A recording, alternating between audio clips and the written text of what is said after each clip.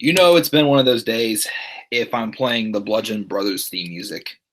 Usually that or Mark Henry's theme music is usually my days when I'm in a mood.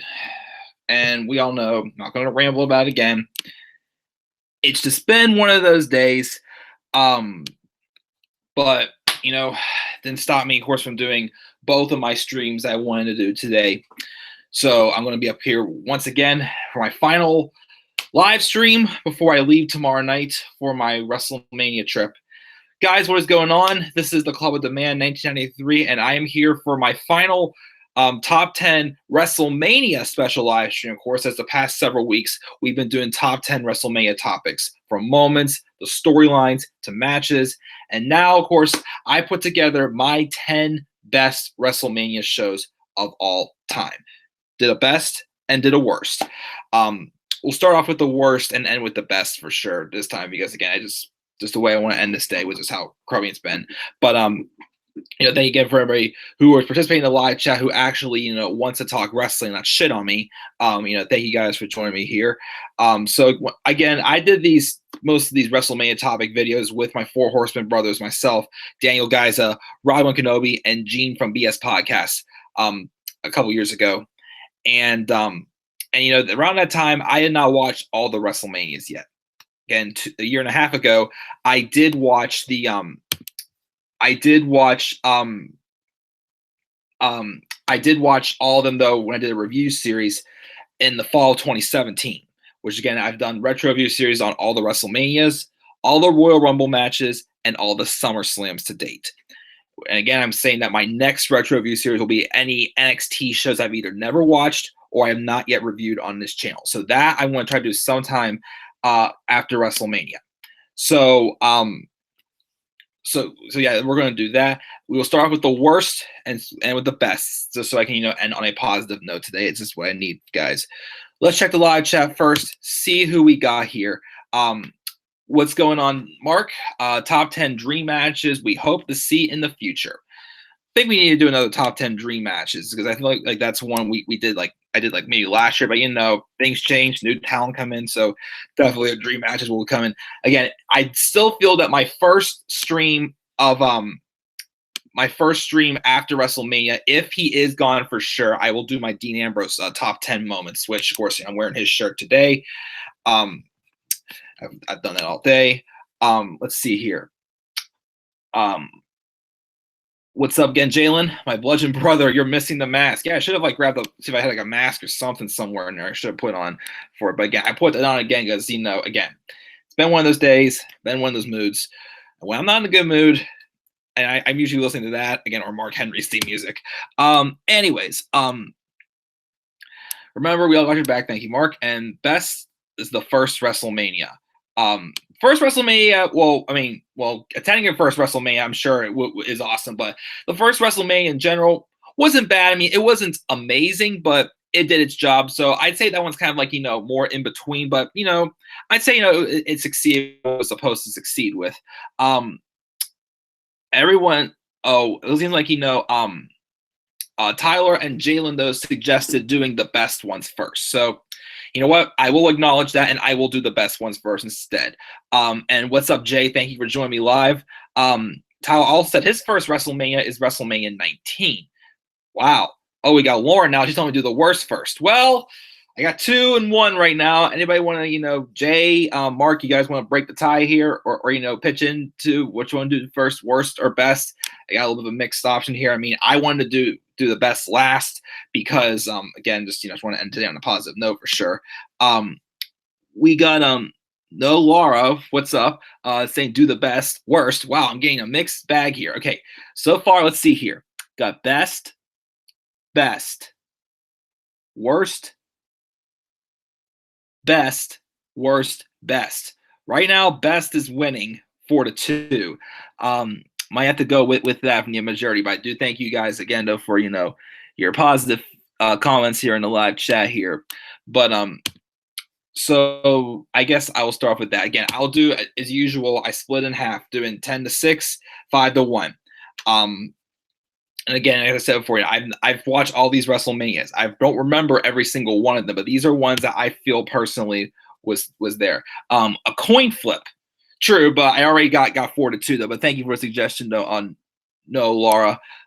If that how you pronounce your name, if I mispronounced that, I do apologize. But thank you all for joining me in the live chat. Let's hopefully have a fun stream here and no B crap, no B crap, no BS to deal with. So let's get rolling here as I'll open up my notes and get to my top 10. You guys said do best first, so well the majority said best first, so I will do the best. Starting off with my number 10.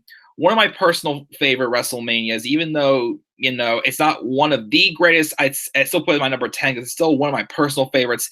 Of course, I said my first WrestleMania I ever watched was WrestleMania 29.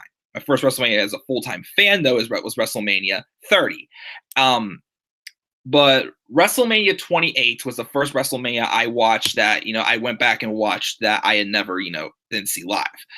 Again, my friend gave me some DVDs when I first started watching, just, see some other shows from the past and put some pieces together and try to, dig a little more into the history in the past, which I feel like I've gotten stronger with like everything. Like the earliest I'd say I'm probably the strongest now with is 2010. Again, late 2000s, kind of, getting stronger with that. But WrestleMania 28 was still one of my favorites. Yeah, the first half of the show had some matches that were what they were. We all have with the 18 seconds with Daniel Bryan and Sheamus. We had the match with Cody Rhodes and the Big Show, which was odd, I thought, of course. Kane and Randy Orton was what it was. We had that strange tag match with Maria Menounos and Kelly, I think it was, taking on Eve Torres and oh gosh, Beth Phoenix. I can't remember who it was, but it was a women's tag team match that was kind of meh, I remember. So we had that. With, of course, the three main matches, of course, I will remember from the show. End of an Era, which is still one of my favorite matches to watch. Again, one of those matches that, one of the first matches I saw when I was not a wrestling fan that I didn't need to see the story to know exactly what's going on. Because this story is told, this match told that great story. Still will not forget that kick out by Taker after taking both a sweet chin music into a pedigree. When he somehow kicked out, I'm like, holy hell, you got to be kidding me. How did that happen? Just Triple H going to any route it takes to be able to defeat The Undertaker and end the streak. Of course, Triple H, this was his third match at WrestleMania against The Undertaker. First at WrestleMania 17, second one was at WrestleMania 27, one of the only good matches from that show. We'll definitely talk about that later on. Not in a good way though. But we had those we had those three matches. Of course, after the second match, yes, Undertaker won the match, but Undertaker wanted to challenge Triple H one more time because he knew that Triple H, even though he got the decisive victory, Triple H did have him beat physically. So he wanted that chance one more time to do the End of an Era inside Hell in a Cell, which was, again, just amazing. And of course Robbie's in the live chat. Another one of my favorite moments from this show, reason why I liked it, was the match with CM Punk and Chris Jericho. Of course, earlier in the night we had John Laurinaitis' team win the Team Raw versus Team Teddy versus Team Johnny thing for who would take over as permanent general manager for both shows, Laurinaitis or Teddy Long. Of course, Laurinaitis won thanks to Eve Torres. And we would, of course, have Laurinaitis, who had been having issues with Punk, go up to Punk and basically tell him, hey, so, I know you want to go out there and beat up Chris Jericho. Well, I am now not just the executive vice president of talent relations, but I'm also the permanent general manager of Raw and SmackDown. And I want to see a wrestling match, not a fight. So if you go out there and you get out of line, you'll be disqualified. And your championship will change hands to Chris Jericho. And of course, Chris Jericho for weeks had been just digging into the mind and just being into CM Punk's head that that he wanted to, just really just make him so mad, be able to unleash this fury and just have him just go nuts and beat the crap out of Punk, out of Jericho. Like Jericho was willing to literally get his ass kicked so bad to get that championship. He's wanted to do it so bad. He'd be in the ring, and I feel like watch the match again. They could have done it a little bit more. They kind of did in the first 60% of the match. Like 60% of the match, and then I felt like they kind of like, like backed off from it a little bit, like in the last part. I feel like if they would have done it a little bit more, that match probably would have been a little bit more higher rated on a scale than it is. But I just remember Jericho just digging into Punk going, "Hey Punk, how's your father?" And just like trying to piss him off so much. "How about your sister? How's the drug abuse going?" And then of course, if Robbie, you're here in the live chat, you know what I'm talking about. My favorite part of this match is still whenever Jericho just like tosses Punk a chair, and he gets down on one knee, just like begging him just to knock him out. Like, "Hit me in the head, Punk! Hit me in the head, Punk! Your father's a drug, Punk! Your father's a drug! Come on, Punk! Hit me! Your father's a drug!" And just literally just like, just begging him, just, like, destroy me, hit me, hurt me. I'll take it all. I just want this damn championship. And he literally just deceiving everything, like literally being just a pure dick heel he was.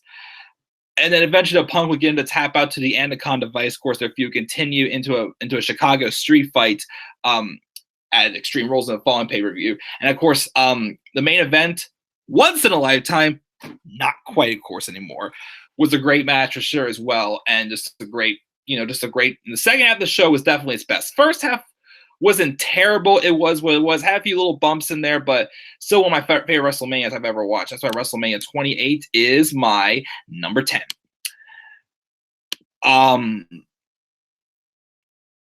Number 9. To me, WrestleMania 3 deserves a nod here. Now, most of the matches on this show, were great. Not too many, legendary matches, but this WrestleMania is one of the best, because it was one of the first WrestleManias that they try to have it in, like, a bigger arena. Most of the first WrestleManias were in just like, smaller, arenas where you'd have like, just a regular B show pay-per-view at. Well, this WrestleMania, until WrestleMania 32, held the attendance record. I believe it was like 90-some thousand people that year. Of course, 101,000 that we had at WrestleMania 32, which once again, only reason why The Rock came back was just to announce that WrestleMania attendance record. And that's all WWE gave a shit about at the time. But anyways, WrestleMania 3 though was them taking a gamble. They have shown they can put on, a solid show, a decent show the first year. Second year, WrestleMania wasn't one of my favorites. I'll of course explain why when we get to the worst.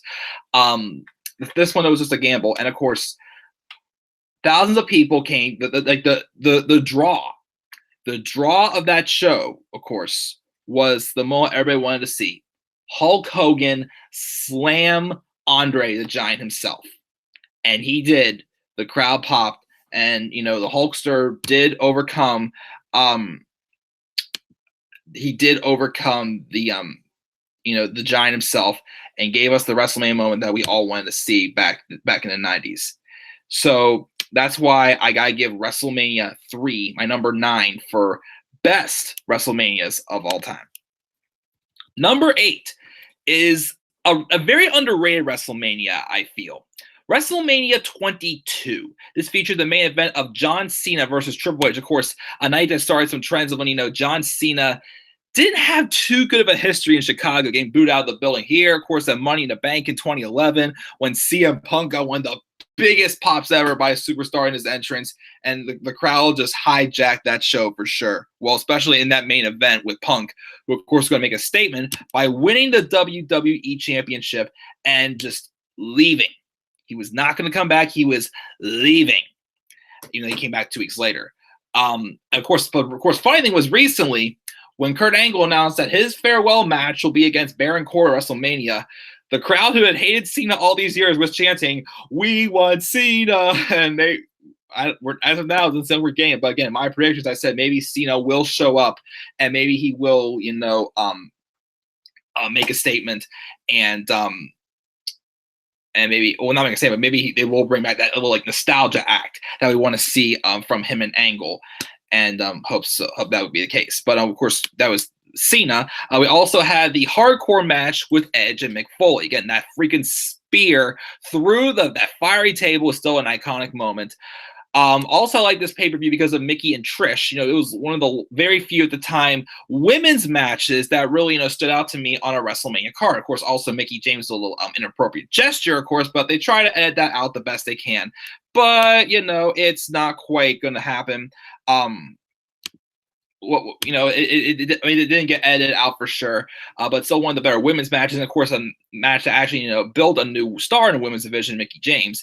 We got HBK and Vince McMahon, and of course with Vince McMahon getting the hell beat out of him by HBK, and of course leading on a stretcher, giving us all the finger basically, and of course going on to have a feud, have a match at Backlash. And again, as I may repeat how Michael Cole said, I believe it was, yeah, it'll be Vince McMahon and the fruit of his loom's son, Shane McMahon, against the team of Shawn Michaels and his tag team partner, God, which was weird as hell, but whatever. We got Undertaker versus Mark Henry. And, of course, also, even though, another feud that kind of made it, a little more complicated than it needed to be, but Rey Mysterio won this triple threat match as he did it for Eddie, basically.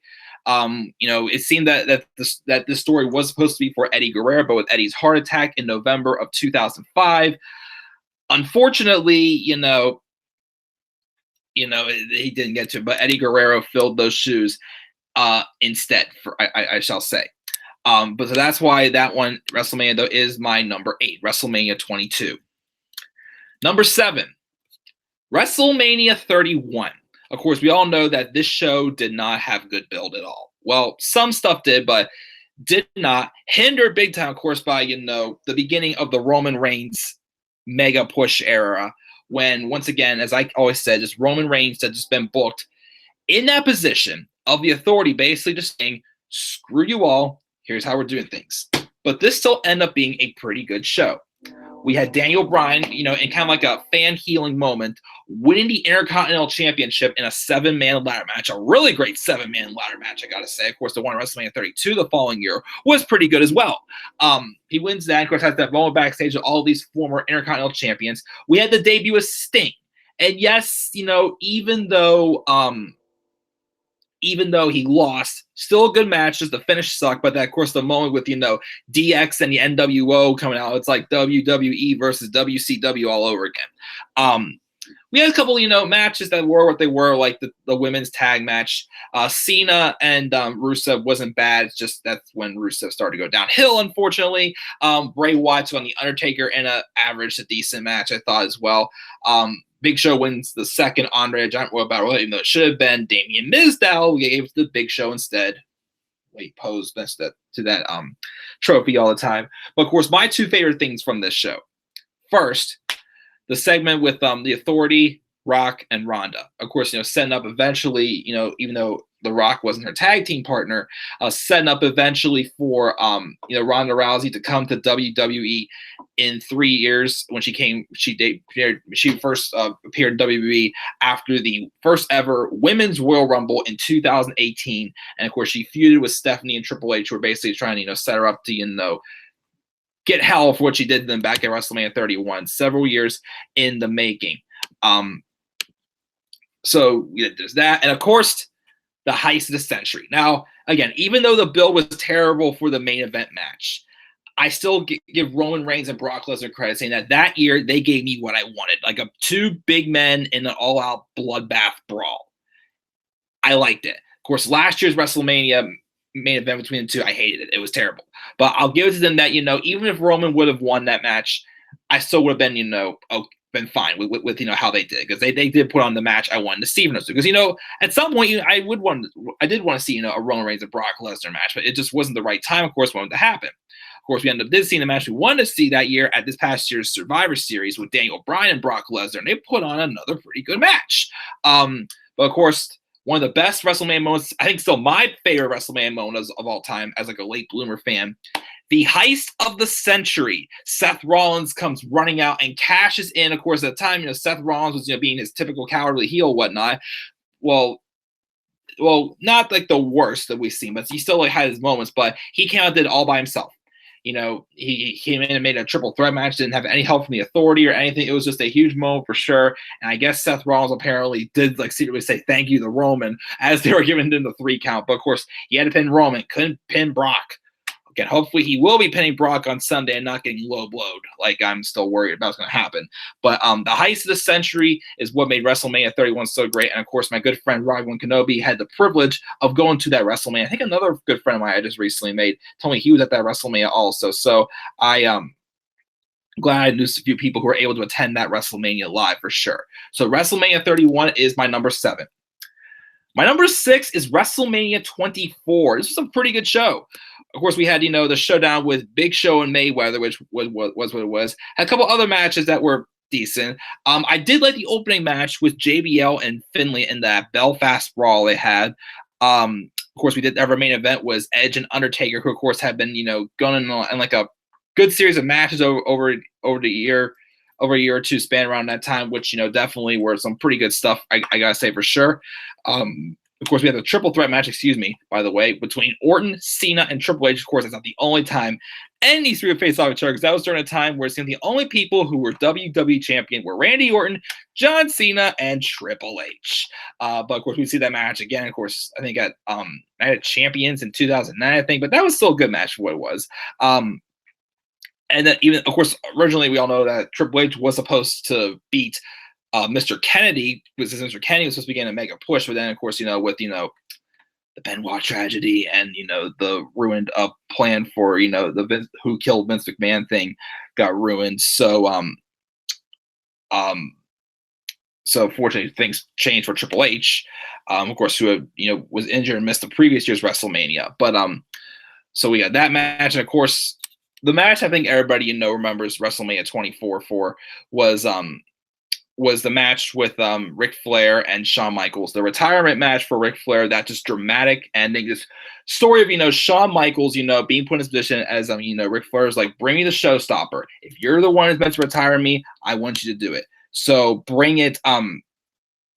Too bad. Just do what you're going to do it. What you got to do. And of course, Shawn Michaels showing a lot of resistance to it at times, getting all emotional. Finally, towards the end of the match, he's realizing what he has to do. With Ric Flair down, getting up, like struggling to get up, he's just like, bring it to me, come on. Just kidding, he didn't do that. And then that signature moment of, I'm sorry, I love you. Super kicks Flair, gets down, pins him. As soon as the 3 is made official, he just rolls over and just hugs, Ric Flair, and just starts crying. Of course, he had that emotional, farewell for Ric Flair. I feel it kind of would have been nice to make this the main event. I mean, Edge and Taker was still a great match, but I kind of wonder if this should have been the main event, with it being, Flair's final match. Of course, in WWE, because, think about it. Flair, went to wrestle in TNA 2 years after that. Oh, did I say that? Oh, I'm sorry.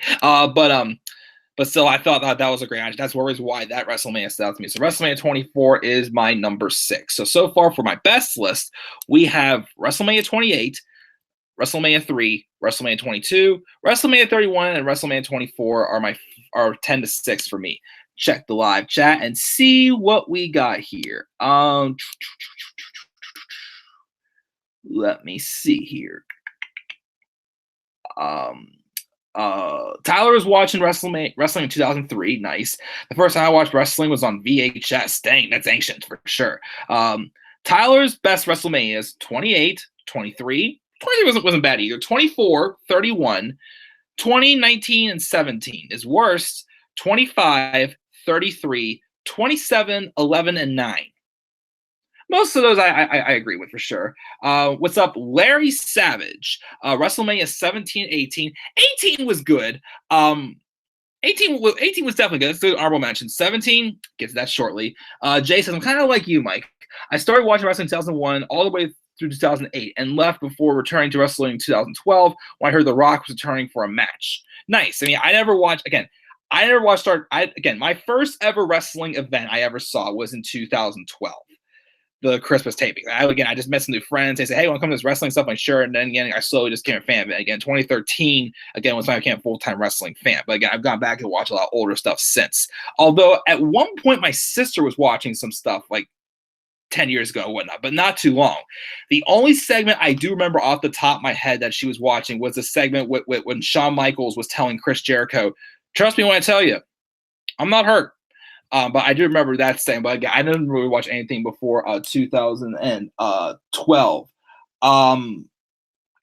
Someone like my comments, nice. Let me see here. Tyler says his OK WrestleMania is 22, 29, 32, and 34. Fair game there. Larry mentions WrestleMania 21, Triple H and Batista for sure. That was awesome. WrestleMania 20, The Return of the Dead Man. Nice one there, Mark.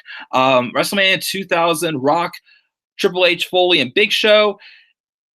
Even though, of course, it still should have been just Rock and Triple H. That was still a good match for what it was. Old school WrestleMania 8, Ric Flair versus Randy Savage was for sure an awesome match.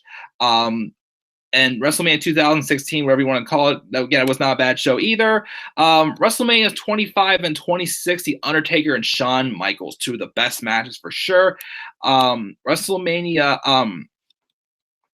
6 was not a bad show as well, Larry. Ultimate Warrior versus Hulk Hogan was better than Hogan versus Andre. I do agree for sure. That's definitely one of my better matches, I gotta say. WWE should have done Kurt Angle versus John Cena for sure, but we'll see what happens on Sunday. WrestleMania 15, Rock and Stone Cold, the first of their 3 matches. So the second one was the best, of course. Also, WrestleMania 20, Kurt Angle and Eddie Guerrero. Yes, excellent match there. WrestleMania 7, Savage versus Warrior. Of course, that's when Miss Elizabeth and Savage reunited. Jay's top 5 is WrestleMania 22. Sweet. That's a good one. WrestleMania 30, WrestleMania 3, WrestleMania 17, and WrestleMania 19, he says, is better to him than 17. Completely cool, man. It was Joey Styles' Seed God. Honorable mentions for Jay, WrestleMania 24, 31, and 18, which are good as well. WrestleMania 22, Ray versus Randy versus Kurt for sure. I will be doing the worst WrestleManias for sure, Larry. Sting, the most pointless return ever. And didn't he say apparently that he was afraid of, going to WWE because he knew WWE would screw him? And no offense, look what happened, because he suffered an injury and ends his career. When Strowman and oh gosh, that was terrible last year. Larry, I said Randy, Larry with Strowman and Nicholas. That was awful. When Strowman and the kid on the titles equals cement on WWE's grave. I think so too. Sting definitely should have won that match, and McMahon sold more stock. He now owns only 30% of WWE. Even he knows where it's headed for sure, and he doesn't give a crap because he has the XFL coming back next year, which probably will fail like it did the first time. Jay says Rollins cash-in was great. Too bad his run sucked. He did the best he could, I gotta say. Let me think here. As champion, his match with Randy Extreme Rules, I'll be honest, was not too good. I liked his match at Payback, though. That Fatal 4-Way, that was pretty good. His matches with Ambrose were pretty good, I remember, at Chamber and Money in the Bank. And his match at Battleground was more so just an angle to set up for Taker's return and him and Lesnar's feud. I did, though, like his match with John Cena at SummerSlam 2015. Again, I went there live. It was the first time I went to New York. Tomorrow will be the second time I go to New York because I leave tomorrow night for WrestleMania weekend. But yeah, I definitely think though he could have been booked better for sure with that run. Tyler really wants AJ Styles versus Seth Rollins, maybe next year. Again, that's definitely, I'd say, at the top of my list for my dream matches right now, for sure. AJ Styles and Seth Rollins. But definitely, again, I did that dream match stream maybe like last fall, but it wouldn't hurt to do another one again sometime soon with some of the new talent we got, definitely. But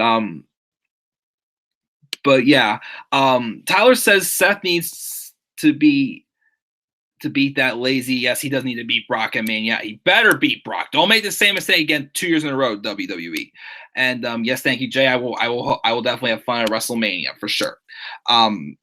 So let's move on now to my top 5 WrestleManias of all time. Again, and then we still have the worst to go through since the majority of you guys voted for best. I did best first, even though I wanted to do best first because of my day, but I took what you guys had to say. Number 5 is WrestleMania 10. It was a strange WrestleMania because of the fact that we had 2 winners from the Royal Rumble match going to be taking on the champion. And I forgot how they decided which person went first, but Bret Hart also had 2 matches. This is at the beginning, well, the first match of his feud with his brother Owen Hart. Since Survivor Series and whatnot, they have been teasing, them breaking up, some tension between them. Obviously, Owen was tired of being in Bret's shadow. This would, of course, the start of a great build for, well, actually, no, I can't say it wasn't because it still was. Owen still, got built as a main event star, but because he didn't die till 1999.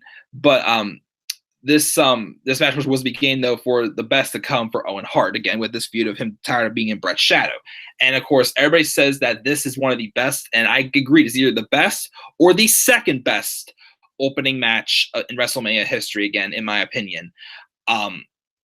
Between these two brothers, and Bret put over Owen. Of course, Bret still would go on to win the championship later on that night against Yokozuna and become the champion. Kind of get, win back off him after he lost him at WrestleMania 9, and then we all know what happened after that. But anyways, I definitely think, that was this amazing moment for Bret.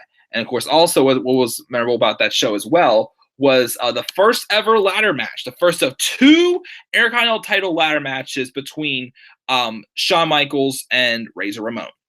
Of course, this was the time where the IC title was vacated or whatnot, because that's when Shawn Michaels cut his "I Lost My Smile" promo and whatnot, and it came back out of these two. And then in SummerSlam 1995, the following year, they did a second match. This time it was face on face, but WWE only did that for SummerSlam because SummerSlam needed some type of match. Because again, the mid '90s was not some good times for not WWE, WWF. WWF's worst time, because again, they were just very thin on talent because so many people were leaving for WCW. WCW was kicking their asses big time.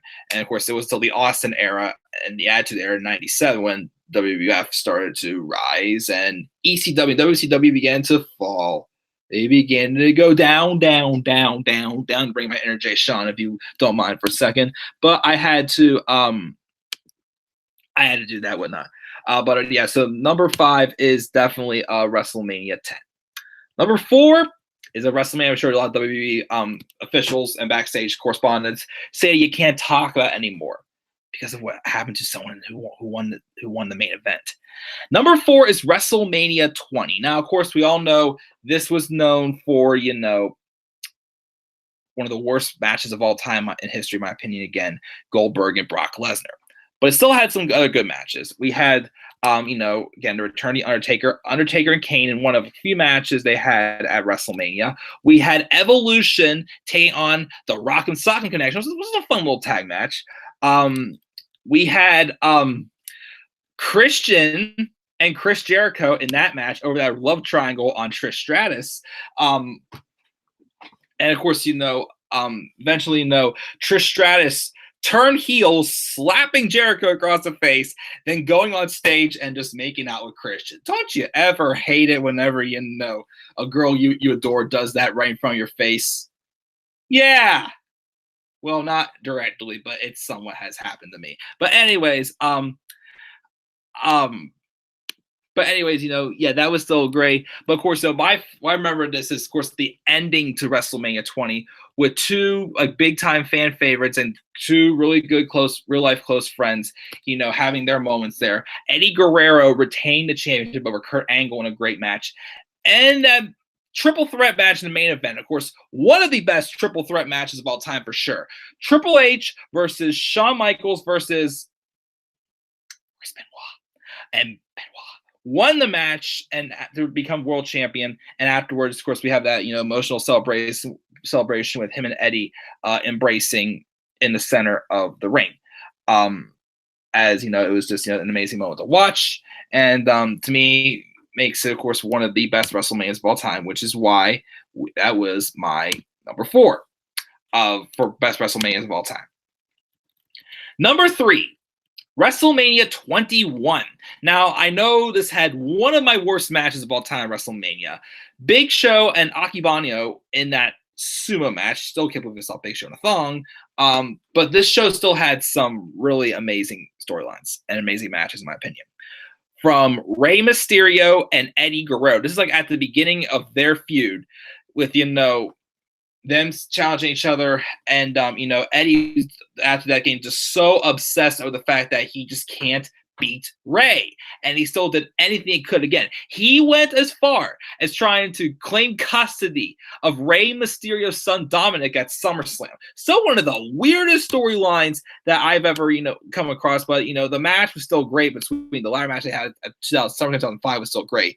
We have get The Undertaker and Randy Orton in a great match. Of course, Randy Orton at one point was considered to be the one to end the Undertaker streak.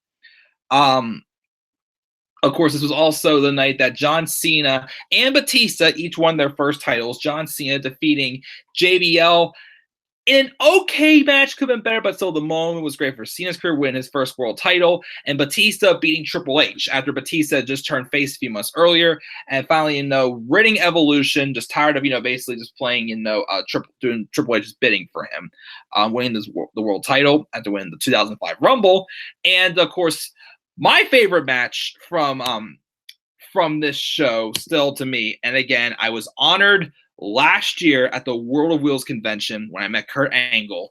I got to talk to him about this match, and I flat out told him my favorite match you've ever had, in my opinion, is WrestleMania 21 with him and Shawn Michaels, especially that finish was amazing.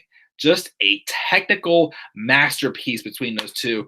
It was, again, another one of those matches that, I didn't have to watch Raw or SmackDown or anything beforehand to get to know what the hell was going on with the story here.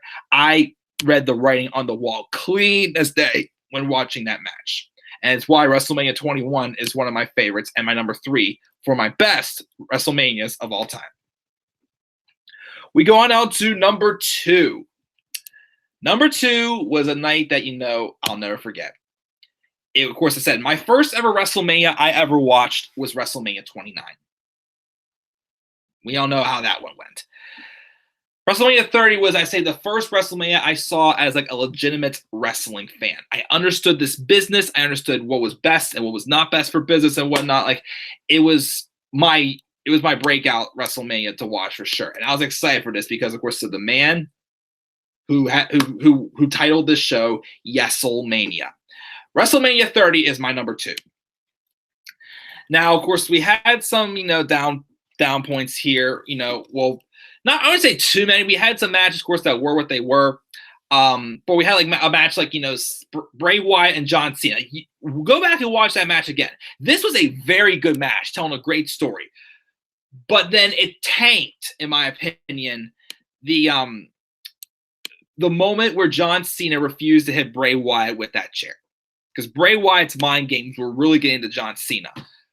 That was, of course, the beginning of the downfall of Bray Wyatt. But still, up to that point, that was still a great match, for sure. Cesaro winning the Andre the Giant Memorial Battle Royal, of course, was awesome, I thought, that year. Of course, it didn't really, work out for him in the long run.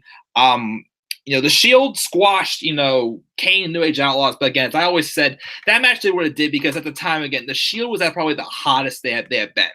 Of course, you want to see them just basically, kill people, basically. Well, not really kill, but, just dominate. And that was, the best way to do it. Of course, we also saw that opening segment with Hulk Hogan, the host of WrestleMania, in the Silver Dome, brother. I'm sorry, I was thinking of slamming Andre the Giant at WrestleMania 30. We're here in the Superdome, brother. So we had, that opening segment. And, of course, we had him, Austin, and Rock all in the ring. Still definitely an amazing moment for sure. Of course, one of the downsides, and again, keep in mind, this card was restructured big time because of one man. Well, because of one man who quit, and then one man who just made a huge difference to this show. The end of the streak. Again, I still will not forget how silent the room when I was sitting when I was watching this show, or how, how dead the crowd got as soon as the 3 count went, and that Brock Lesnar had ended the streak. It was like you didn't want to believe it happened.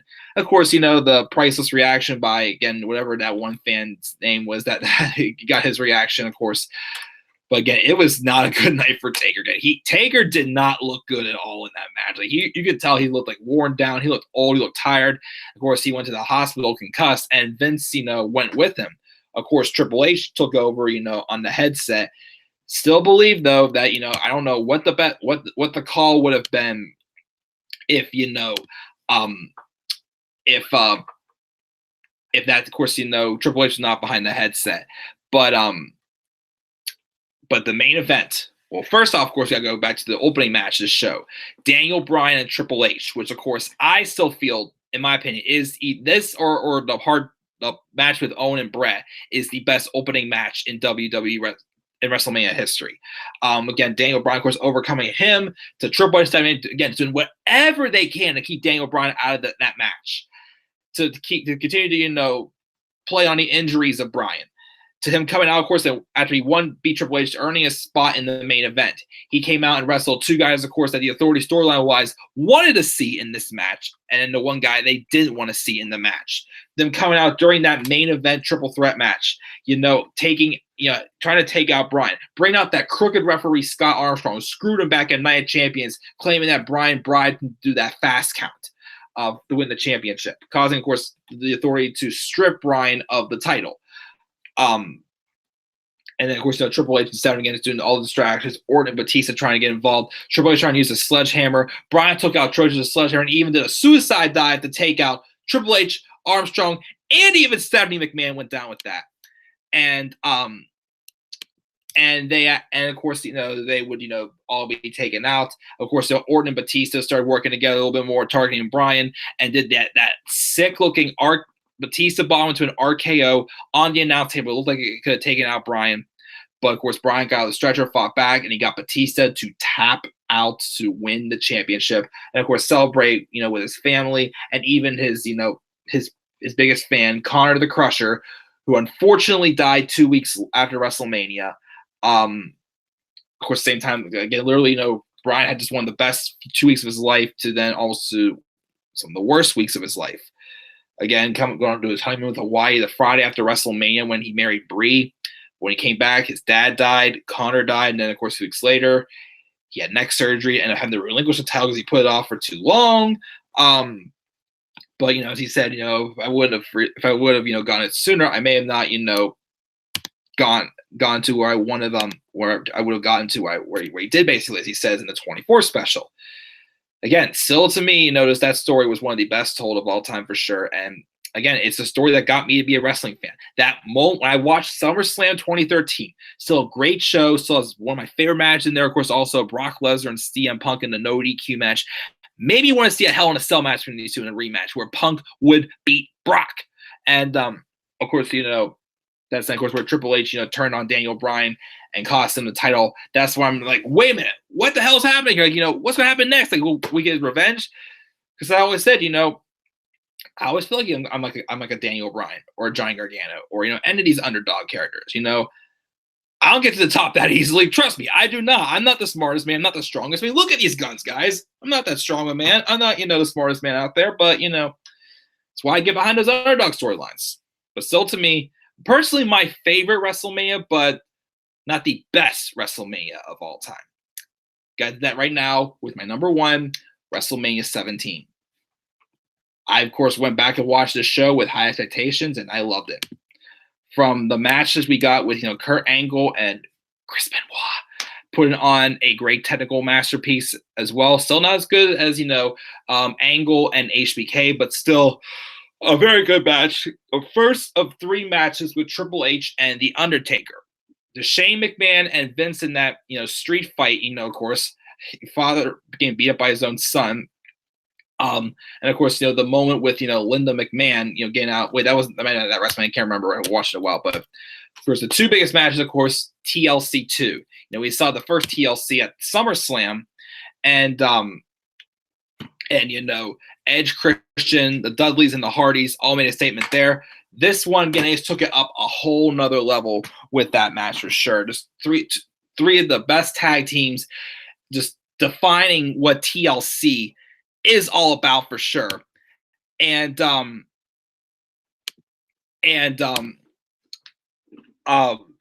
still love that moment again when Edge speared Jeff Hardy while Hardy was hanging off from the titles. And remember, Jeff said in that documentary, WrestleMania 33, he says, hey, I'm 39 years old. I can still do a Swanton bomb. Now he's like, 41 now? He can still do a freaking Swanton bomb, guys. He's still amazing. And, of course, Stone Cold Steve Austin, The Rock Part 2. Again, I was watching this match at 2 o'clock in the morning. And keep in mind, when I watched NXT TakeOver Dallas, again, I was really tired that day. And I actually dozed off a little bit during the Sami Zayn and Shinsuke Nakamura match, which is still an excellent match. Another one of my favorite matches of all time for sure. But somehow at 2 o'clock in the morning, I was able to get into this match. The near falls, the selling by The Rock from the stunner and whatnot. And of course, Stone Cold, well, of course, at the time the moment was an oh my OMG moment, but of course we all know the heel turn, was not the best idea. Austin turning heel, joining forces with his biggest arch nemesis, Vince McMahon. Just a legendary show, and in my opinion, and of course most of our opinions, well, someone said WrestleMania 19, which again, completely cool. My opinion though, WrestleMania 17, the best WrestleMania of all time. So let's go through the list of top 10 best, check the live chat, then do my top 10 worst WrestleManias of all time. So number 10 was WrestleMania 28. Number 9 was WrestleMania 3. Number 8, WrestleMania 22. Number 7, WrestleMania 31. Number 6, WrestleMania 24. Number 5, WrestleMania 10. Number 4 is WrestleMania 20. Number 3 is WrestleMania 21. Number 2 is WrestleMania 30. And number 1 was WrestleMania 17. Those are my top 10 best WrestleManias of all time. Check the live chat first.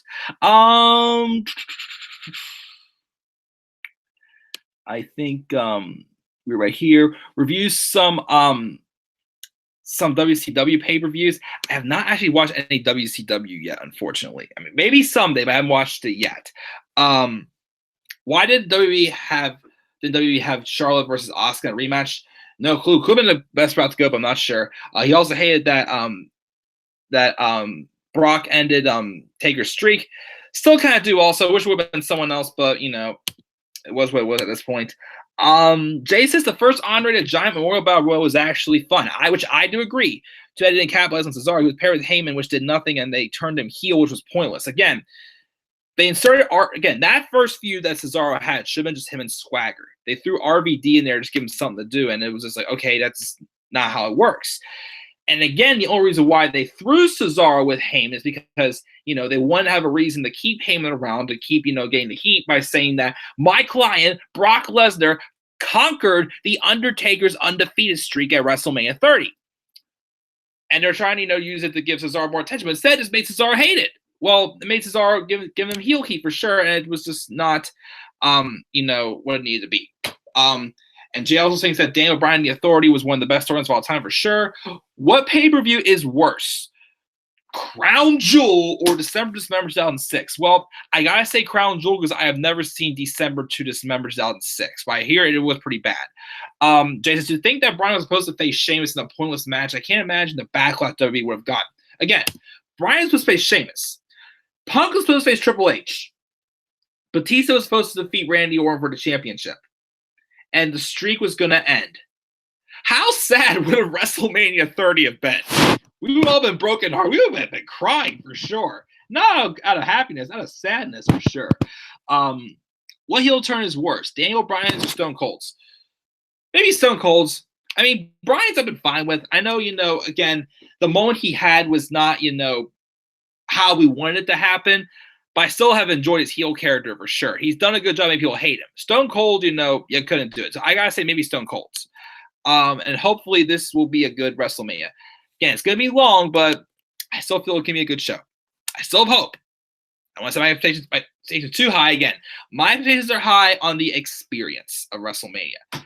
Experiencing in front of 80,000 people, again, will just be amazing. And I cannot wait for sure. But thank you for stopping the live chat, guys. Now let's move on to the top 10 worst WrestleManias of all time, in my opinion. Number 10 was WrestleMania 25. Not a god-awful show, but of course, as I said before, I'm putting together these top 10 lists of maybe only 30 occasions or 20 occasions this always happened. Sometimes you get to a point where it's like, okay, you pick a couple that was they're low on the totem pole, but they weren't absolutely horrible. But they weren't the best either. And this is where kind of WrestleMania 25 kind of fell with. Of course, this has, in all our opinions, most of our opinions at least, the greatest match of all time with The Undertaker and Shawn Michaels wrestling that pretty much near perfect match they had. As Shawn Michaels says, the one mistake he made, of course, was that moonsault. That Taker caught him with that tombstone, and that was, of course, the end of it. But of course, HBK was so obsessive that he just did everything he could to get Taker to give him one more shot at WrestleMania 26, which also wasn't a bad show. But I feel like a show that could have been better, but it still wasn't all bad at the same time.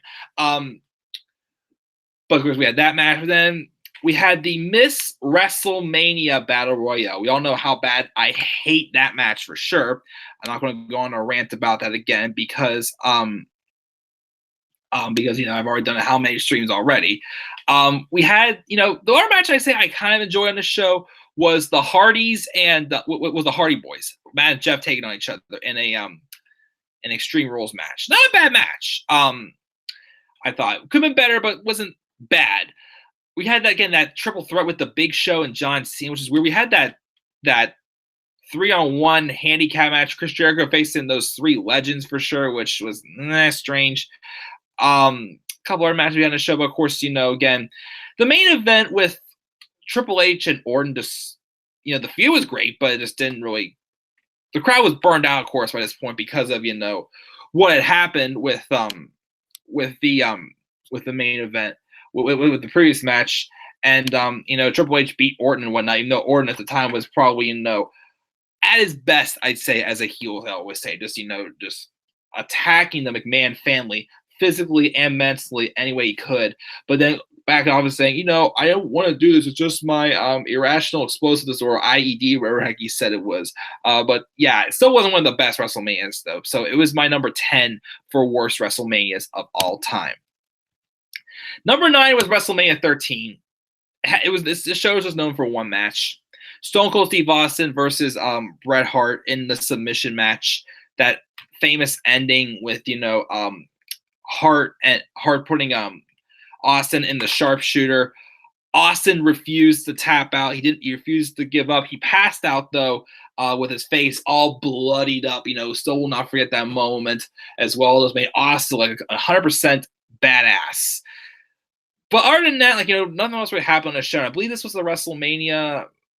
What was the main event of this? I think it was Undertaker and Psycho Sid, I think it was. I can't remember who it was, but it was just a man-looking main event. And nothing else really happened on the show. So I got to give that one in the worst for number 9, which is WrestleMania 13.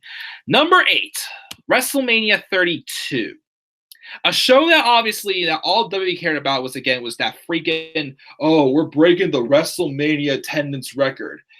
I mean, look at this card though too. Some of these matches really weren't that bad, but a lot of the results I didn't like.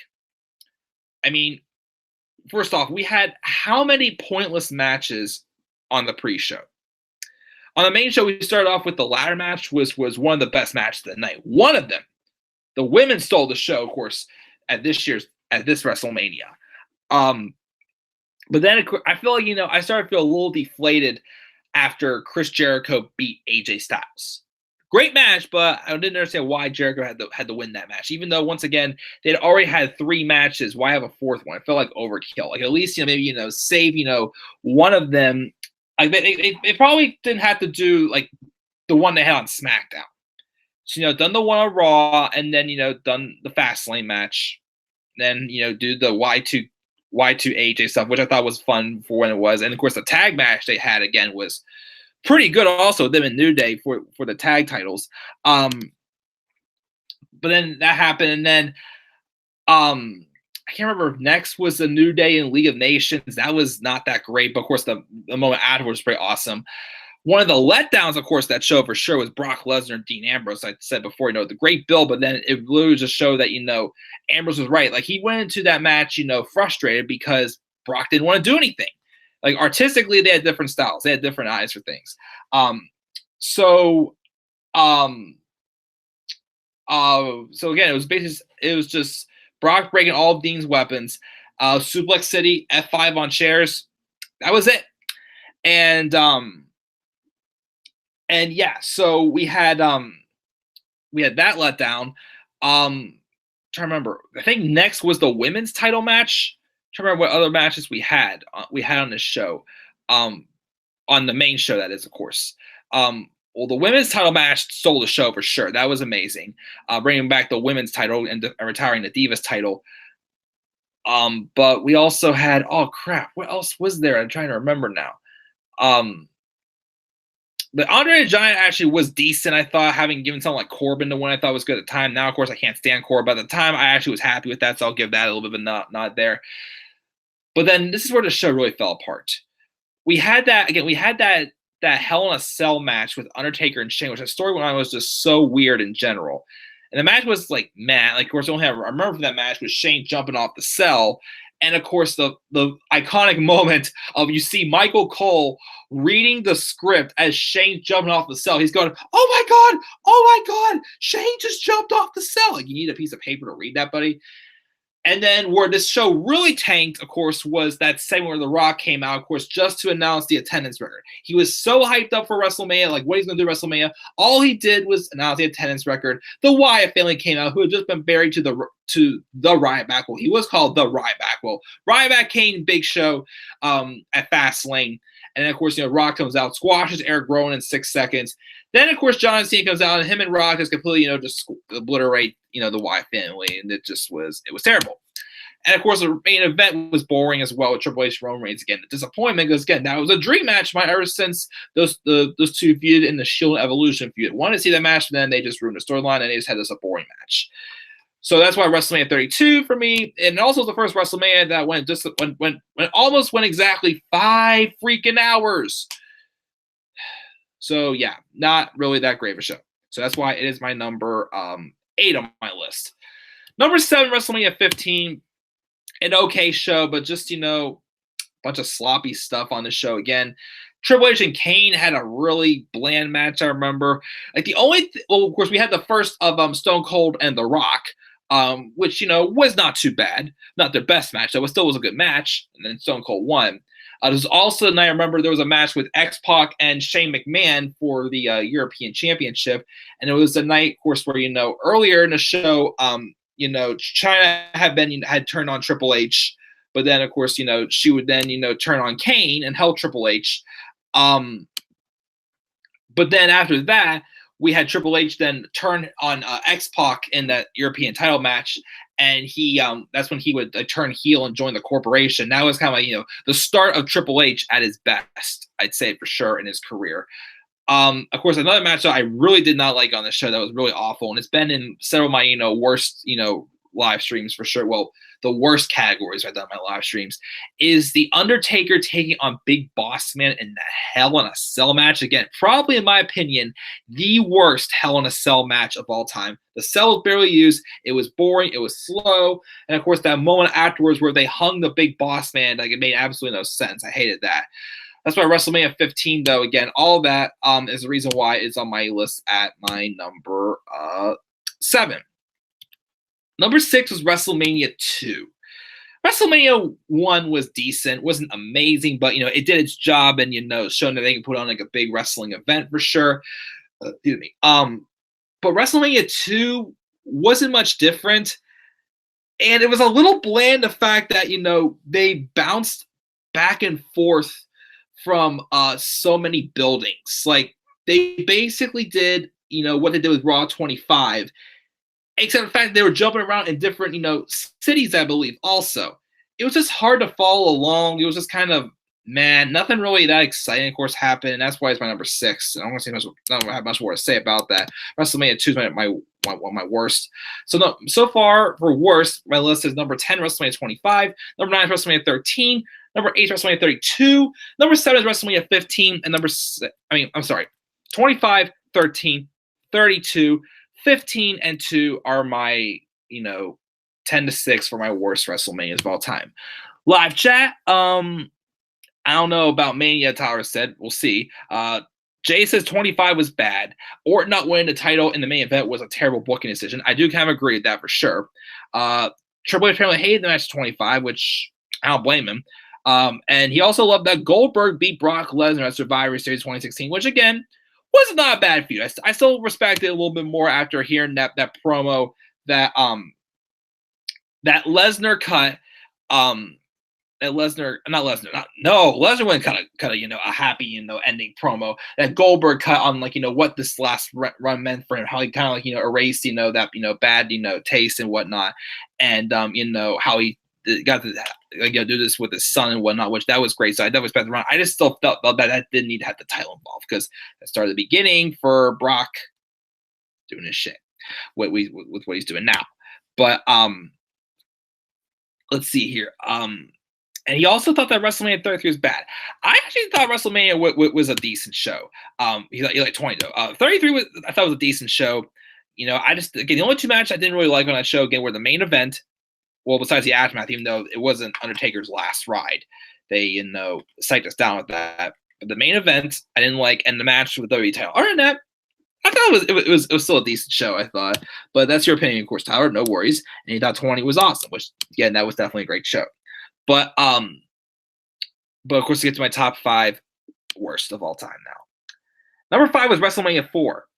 It was a tournament for a vacated championship that, I think Andre won, and then DiBiase won, I think it was, and then Andre, tried to buy it off him or something. Like one of the ways it was, basically. And because of that little illegal transaction there, they had to, strip him of the title and put up in a little bit in a tournament. Didn't really faze me for a WrestleMania, I felt. It eventually led, though, to the Macho Man winning, of course, and him having his WrestleMania moment, kind of build him up more to get ready for WrestleMania 5, when we had the Macho Man and Hogan, for sure, and that Mega Powers Explode main event, for sure, which was a pretty good match also. But WrestleMania 4 didn't really, wasn't really my cup of tea. Again, with that tournament, it was just kind of boring, I thought. That's why it is my my number 5. My number 4, the first ever WrestleMania I watched. WrestleMania 29. This show, nothing happened. In my opinion, nothing happened. The only good match I thought was good on the show, was CM Punk and The Undertaker. Match of the night by far. But what all do we have on the show? We opened up with a decent 6-man tag match with The Shield taking on Big Show, Sheamus, and Randy Orton. And, of course, they didn't tag in Big Show, and Big Show got mad and turned on them and attacked them afterwards and whatnot. We had a terrible match with Ryback and Mark Henry, where Ryback had to fall flat on his face to lose, looking like an idiot. Then he turned heel the following night after losing how many pay-per-views in a row. He gets a WWE title opportunity. Made no sense, huh? We had that.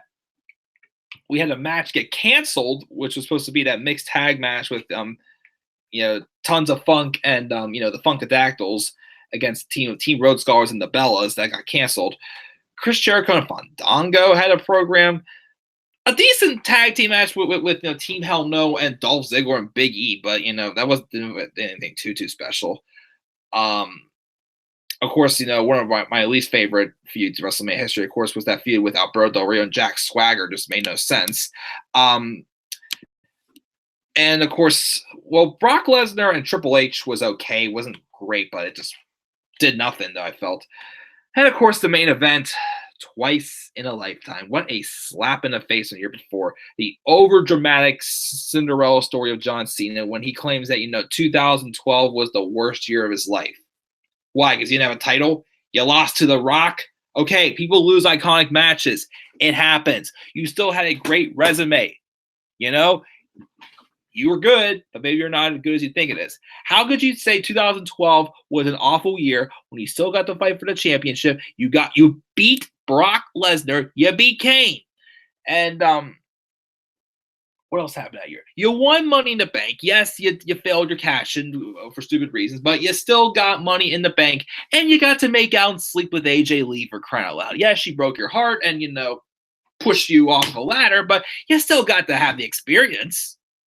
Got to say there. But how could you say that was the worst year when the fans even voted you 2012 Superstar of the Year? It just made no sense. happen twice in a lifetime. Yes, if you want to see Cena get redemption on The Rock again, could have done the three-way with Punk included. They get elimination style again. Have Punk be the first one to be eliminated. That way, Punk can be happy he did the main event of WrestleMania, and then have Cena get redemption on The Rock, or have don't have Cena in the main event or something like that. I don't know.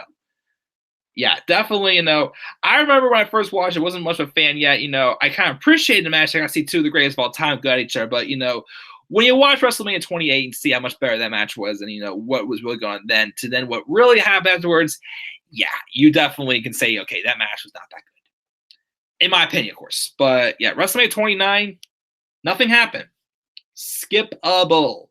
In my opinion, except for that Undertaker and CM Punk match, which, of course, Punk didn't get paid fairly for that match for sure. The poor guy. But anyways, that's my number 4. Number 3, WrestleMania 11. Now, I probably could put this a little bit lower on this list because everybody says WrestleMania 11 may be the worst one of all time. I wouldn't say it's the worst. I mean, I watched it and, everything to me was what it was. I mean, we had a decent, championship match with Diesel and HBK. I thought that wasn't too bad. But of course we had to have, King Mabel and Lawrence Taylor, I think it was, like a football player, be in the main event because, again, at the time, the WWF was very low on star power. So they had to rely on a celebrity coming up a match. And I'll say that the match was not, for a match following a celebrity, it was a decent match, but I definitely can say, with the star power, it is kind of like, on the level of WrestleMania 29. Nothing really happened. So that's why it's my number 3. Number 2, WrestleMania 27. So this WrestleMania, had a couple decent matches. Opener was not bad between Edge and Del Rio. Punk and Orton was all right. And, the best match I for sure was a no-holds-barred match. But we had, Snooki Mania with, John Morrison and Dolph Ziggler playing, backseat, Trish and Snooki and Melina and all of them. And that mixed tag match, I felt like a match you'd be on Raw. And that match with, those random baby faces against the Core was a WrestleMania match. And, of course, we also had that terrible main event with The Miz and John Cena just to set up, the feud with John Cena and The Rock. And then, of course, put this in perspective once again. Daniel Bryan and Sheamus got bumped to the pre-show. A U.S. title match that turned out to be a lumberjack match on the pre-show. It turned out to be a brawl. Just leaves some stupid, pointless battle royale that the Great Khali won. Did nothing for anyone. And just made, and just, was just, but that it just, was just embarrassing and just a sad moment for Bryan and Sheamus. Because the reason why they got bumped to the pre-show, 30 minutes of entrances, a terrible match, and terrible aftermath from Michael Cole and Jerry the King Lawler. Some of the most annoying commentary for sure, with Lawler and Cole bickering at each other over God knows what, and Michael Cole again just being one of those heels that you just wanted to say, shut up and never come back onto this show again. Don't give him a microphone. He's so annoying. I can't stand him. But once again, I've ran on that match how many times, but that's one of the biggest reasons why this show was so bad, because it produced, probably in my opinion, once again, the worst match, not just in WrestleMania history, but of all wrestling of all time, I still say for sure, against two commentators. How many minutes it was of entrances of Michael Cole literally just giving, giving promos of when there's nothing but, crickets in the background. Yeah, this is great, huh? I'm going to be Mr. WrestleMania, huh? Pathetic. And that's why, of course, it is my number 2 for worst WrestleManias of all time. Number 1, WrestleMania 9. Again, just a time where the WWF had no star power at all whatsoever. Maybe a few people, but just a bunch of matches with a bunch of no-names, a bunch of terrible gimmicks. We had, of course, Undertaker and Giant Gonzalez have that awful match. And again, I still couldn't look at him. Gonzalez, that is. That freaking bodysuit was disgusting. And then, of course, one of the biggest slaps in the face, Bret Hart and Yokozuna. Bret Hart winning as champion. He would then lose to Yokozuna. And then Hulk Hogan would come out there. Mr. Fuji would announce an open challenge. And again, Hogan, this is the time again where everybody was just tired of, Hogan at this point. He was getting ready to leave to go to WCW anyways. And apparently also at first the rumors were for it to be Hogan and the Hitman at SummerSlam, but Hogan refused to put over the Hitman. So what did they do instead? They gave Hulk Hogan a title match. And he squashed Yokozuna in 22 seconds. However, what the point with that was at all, I don't understand why. It was stupid. No one benefited from this show, and it is why, to me, it is the worst WrestleMania of all time. So that's my list. Let's go through the list one more time. This is share what my results were. Number 10 was WrestleMania 28. This is for best. Number 10 was WrestleMania 28. Number 9 was WrestleMania 3. Number 8 was WrestleMania 22. Number 7, WrestleMania 31. Number 6 was WrestleMania 24. Number 5, WrestleMania 10. Number 4, WrestleMania 20. Number 3 is WrestleMania 21. Number 2 is WrestleMania 30. And number 1 is WrestleMania 17 for best. For worst, my number 10 was WrestleMania 25. Number 9 was WrestleMania 13. 8 was WrestleMania 32. 7 was WrestleMania 15. Number 6, WrestleMania 2. Number 5 was WrestleMania 4. Number 4, WrestleMania 29. Number 3 was WrestleMania 11. Number 2 is WrestleMania 27. And number 1 was WrestleMania 9. Those were my best and worst WrestleMania shows of all time. And that will be the end of my WrestleMania Top 10 special stream. Check the live chat, of course, one more time before I go off the air. And, of course, you will not see me back on the air again until I get back from my WrestleMania trip Tuesday night. Let me see what we got here. What also is worth WCW New Blood Rising 2000 or Heroes of Wrestling 99. Never really seen that show, but I'll take your word that they were both pretty awful. Jay thought that 29 sucked also. Tyler thought it was okay. It sucks mainly because of Twice in a Lifetime. I agree, definitely. Everyone fully expected Cena to turn heel on The Rock at WrestleMania 29. Everybody left so disappointed.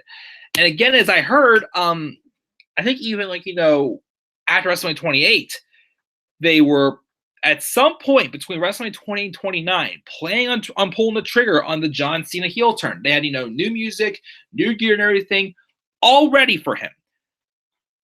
But then there was some type of Kmart special came out involving John Cena. And because of that, they had to pull the plug on it.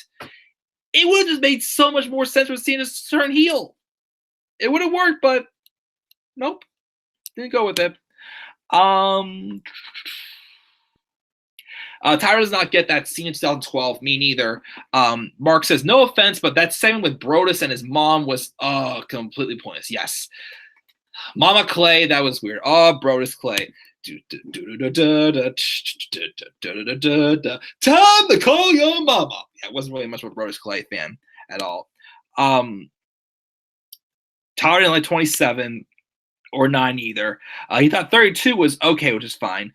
Jay thought that 27 was worse than WrestleMania 9, his opinion. Everything was used to build the next year's WrestleMania, which is stupid. I agree.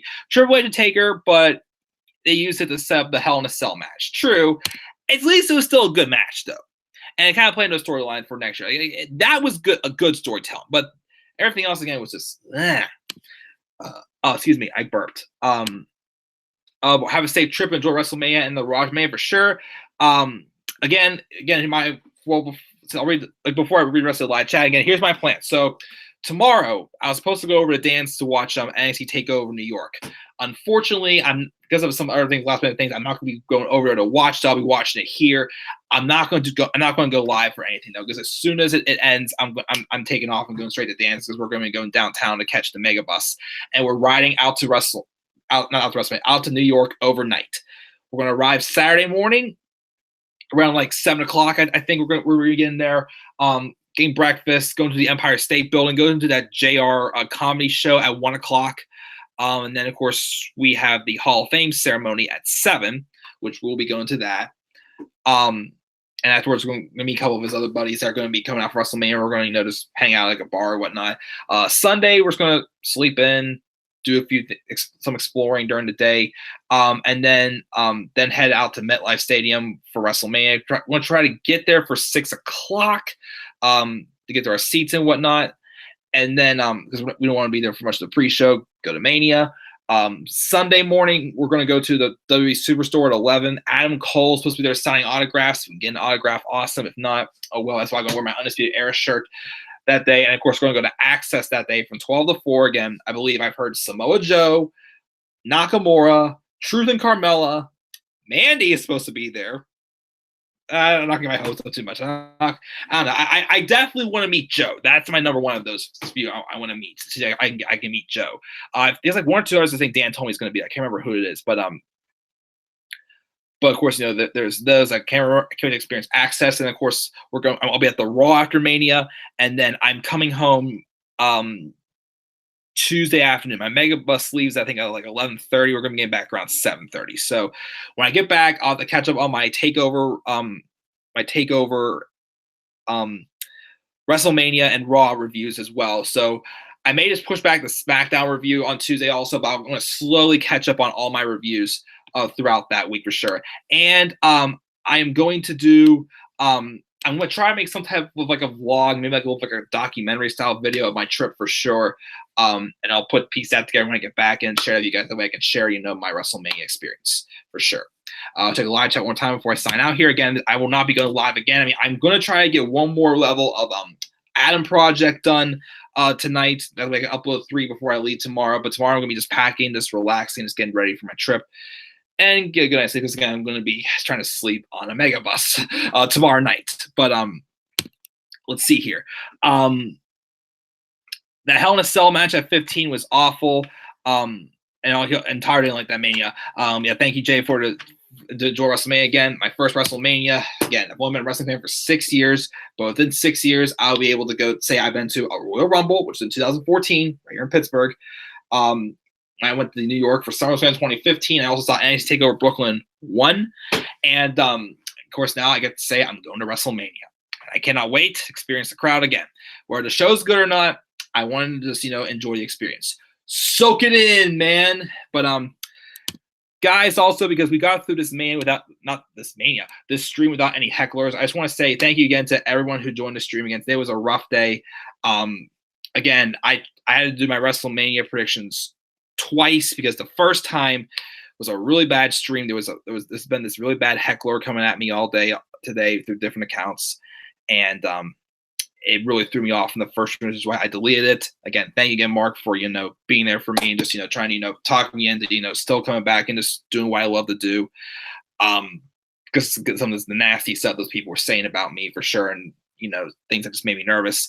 But we almost got through the last stream without that heckler, but I did all the blocking I could, and we didn't see him this time. But yeah, just again, guys, thank you to those who do come to my channel to talk wrestling and have fun, just discuss. Yes, we agree, we disagree, but I'm always open to opinions and just to have fun here, guys. So I look forward to coming back on. Well, I look forward to my WrestleMania trip, but when I don't want to say I look forward to coming back because I don't want to rush time. Basically, enjoy it all. But I look forward to when I do come back after I experience WrestleMania, just sharing my WrestleMania experience with you guys, and hopefully this will not be my only WrestleMania I ever attend. I'm hoping to go to more WrestleManias down the line. But yeah, guys, this is it for my top 10 special. Again, if Dean Ambrose for sure is leaving WWE. We'll probably find out for sure at Mania or on the Raw after Mania for sure what's going on with Dean Ambrose. I mean, maybe not, who knows?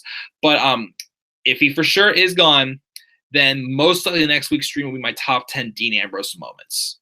Or if not, then we'll see what else we got on the table for top 10 moments. And again, stay tuned also as I will at some point try to start doing some NXT retro reviews from takeovers that I've either never watched or haven't reviewed yet on this channel. So that'll be my next retro review series. And for any odds and ends as well to come, as always, guys, we always know usual spiel. But once again, guys, what are your favorite WrestleMania shows and worst WrestleMania shows of all time? Leave your thoughts down in the comment section below. And make sure as always to click my like and subscribe or comment on my channel. Follow me on Twitter as well, DemanAir93. And guys, with that, I will see you guys all when I get back from New York next Tuesday night. Until then, guys, I will see you all later. Enjoy WrestleMania weekend. Enjoy TakeOver. Enjoy the Hall of Fame ceremony if you watch it. And enjoy, of course, the Raw and SmackDown Mania as well. So, guys, again, exciting week to be wrestling fans. Let's have a blast. Yes, of course, I keep saying also, I know I'm rambling on here, but I know this is kind of like, a weekend where I feel WWE really needs to make a statement because of, with AEW breathing down their necks and people, threatening to leave and whatnot. WWE has to capitalize big time at this show. Don't do anything to screw us over, such as give the titles to Charlotte or keep the title on Brock Lesnar. Or not have Kofi win a championship, but But again, guys, I'll see you guys when I get back. Until then, guys, have a great rest of your night. And again, thank you all again for the positive support as well. As always, love you all. I'll see you guys when I get back from WrestleMania. Until then, guys, peace out, everybody.